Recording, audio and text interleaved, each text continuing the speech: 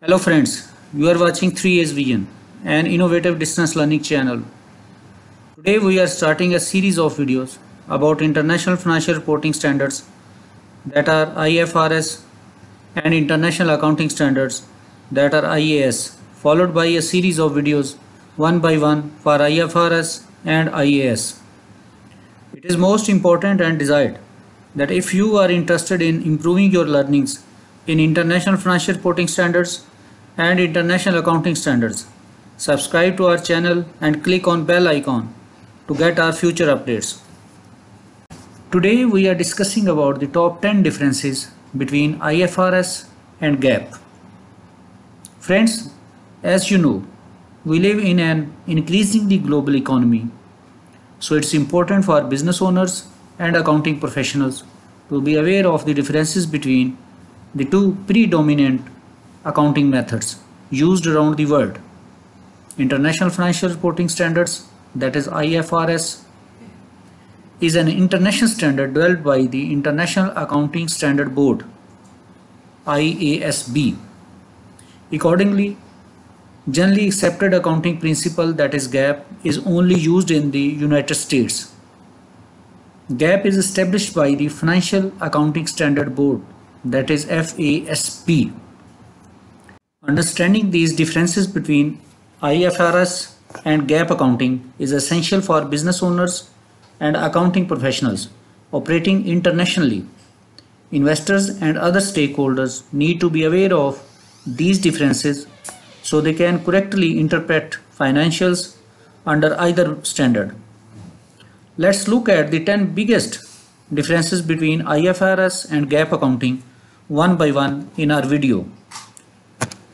These are: number 1, local versus global, rules versus principle, inventory methods, inventory written down reversals, fair value revaluation, impairment losses, intangible assets, fixed assets, investment property, and lease accounting.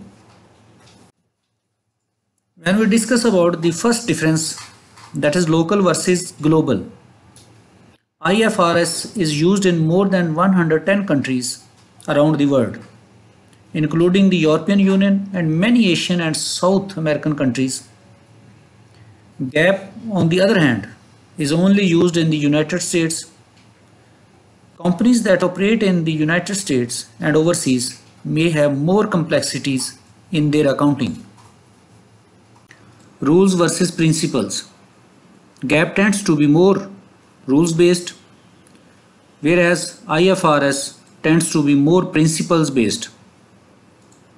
Under GAAP, companies may have industry specific rules and guidelines to follow, whereas IFRS has principles that require judgment and interpretation to determine how they are to be applied in a given situation. The third difference between IFRS and GAAP, that is inventory methods. Both GAAP and IFRS allow first in first out, weighted average cost, and specific identification methods for valuing inventories. However, GAAP also allows the last in first out method, which is not allowed under IFRS. Using the last in first out method may result in artificially low income and may not reflect the actual flow of inventory item through a company. The fourth difference, inventory written down reversals. Both methods allow inventories to be written down to market value. However, if the market value later increases, only IFRS allows the earlier written down to be reversed. Under GAAP, reversal of earlier written downs is prohibited. Inventory valuation may be more volatile under IFRS. Fifth difference, fair value revaluations. IFRS allows revaluations of the assets to fair value for inventories, property, plant and equipment, intangible assets, and investments in marketable securities. This revaluation may be either an increase or a decrease to the assets value. But on the other hand, Under GAAP, revaluation is prohibited except for the revaluation of marketable securities. Impairment losses. Both standards allow for the recognition of impairment losses on long-lived assets when the market value of an asset declines. When conditions change, IFRS allows impairment losses to be reversed for all types of assets except goodwill, whereas GAAP takes a more conservative approach and prohibits reversals of impairment losses for all types of assets.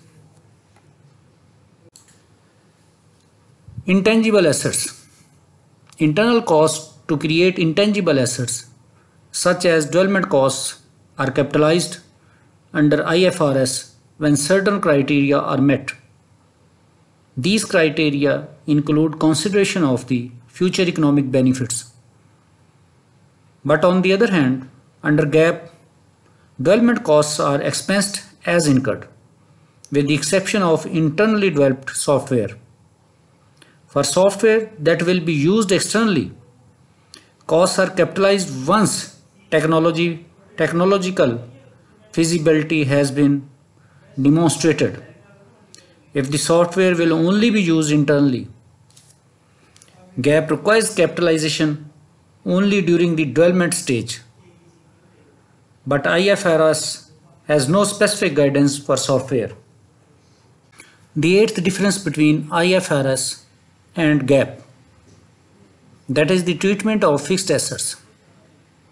In GAAP accounting, GAAP requires that long-lived assets such as buildings, furniture and equipment be valued at historic cost and depreciated appropriately.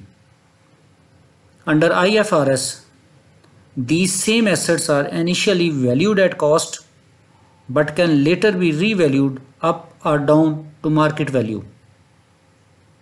Any separate components of an asset with different useful lives are required to be depreciated separately under IFRS, whereas GAAP allows for component depreciation, but it is not required.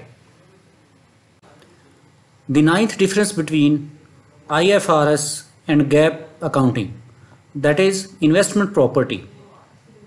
IFRS includes the distinct category of investment property, which is defined as property held for rental income or capital appreciation. Investment property is initially measured at cost and can be subsequently valued to market value. But in GAAP accounting, there has no such separate category. The last difference between the GAAP and IFRS is lease accounting. While the approaches under GAAP and IFRS share a common framework, there are a few notable differences. IFRS has a de minimis exception which allows lessees to exclude leases for low valued assets, while GAAP has no such exceptions. The IFRS standard includes leases for some kind of intangible assets, while GAAP categorically excludes leases of all intangible assets from the scope of the lease accounting standard. At the end, we warm welcome your valuable comments to improve our learning levels. Thanks and goodbye.